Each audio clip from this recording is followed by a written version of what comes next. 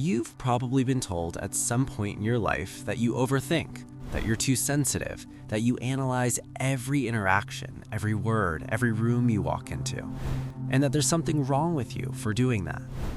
Maybe you've even believed it. But here's what I need you to hear before this video goes any further. You are not broken. You are not damaged. You are not too much.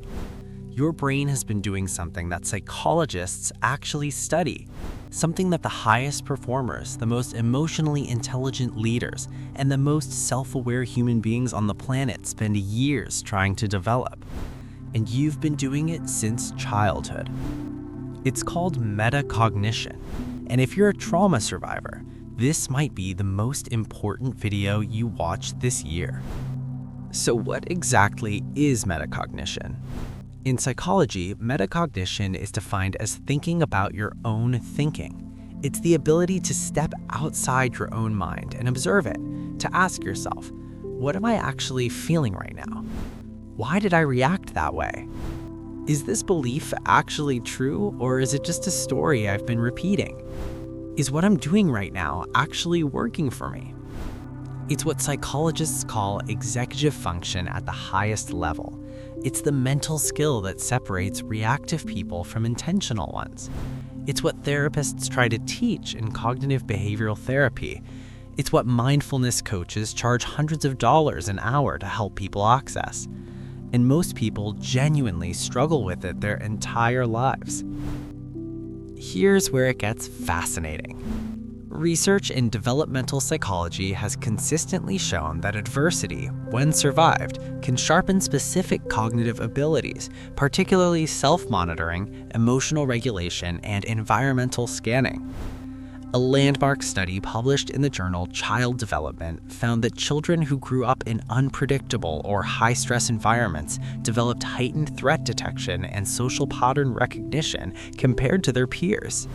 Their brains were wired to read situations faster, to pick up on microsignals, to anticipate shifts in other people's behavior before they happened. Neuroscientists call this enhanced neuroceptive sensitivity, an almost unconscious constant scanning of your environment for safety cues. And here's the part that never gets said out loud. That is a metacognitive skill, refined under pressure. Now let's reframe everything you've just heard. If you grew up in an unpredictable home, a volatile parent, emotional chaos, instability, you didn't just survive it, you studied it. You learned to read the energy in a room before you even walked through the door. You learned to assess, adjust, regulate, and plan, often in real time, often under stress. You didn't know it had a name, but what you were doing was monitoring your own reactions so you didn't trigger someone else's. You were constantly asking, if I do this, what happens? If I say that, how will they respond? What does this person need from me right now? That is metacognition. Was it born from fear? Yes. Was it painful? Absolutely. But a skill is still a skill. And this is what no one ever tells survivors.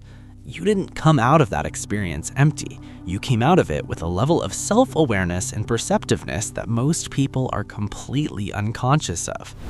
The work of healing isn't building that intelligence from scratch. The work of healing is redirecting it.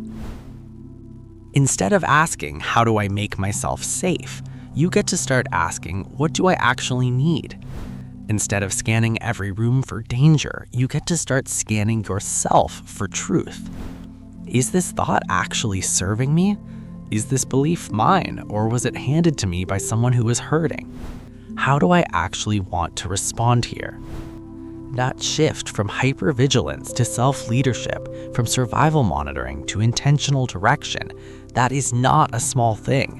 That is one of the most profound psychological transformations a human being can make. You are not overthinking. You are highly perceptive. You were forced to study every room you walked into. Healing gives you permission to study yourself instead.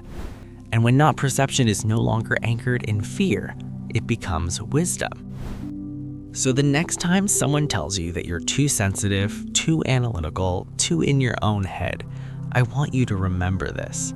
Your depth is not damage. Your awareness is not a disorder. Your hypervigilance was never a character flaw. It was a survival strategy that kept you here long enough to hear this. And the fact that you're here, watching this, wondering about your own patterns in your own mind, that's metacognition right now, in real time. Survival may have forced you to develop it, but you are the one who gets to decide what you do with it from here. So I want to ask you something, and I genuinely want to know. Did you grow up feeling like you had to constantly read the room and never realized until now that it was actually a skill?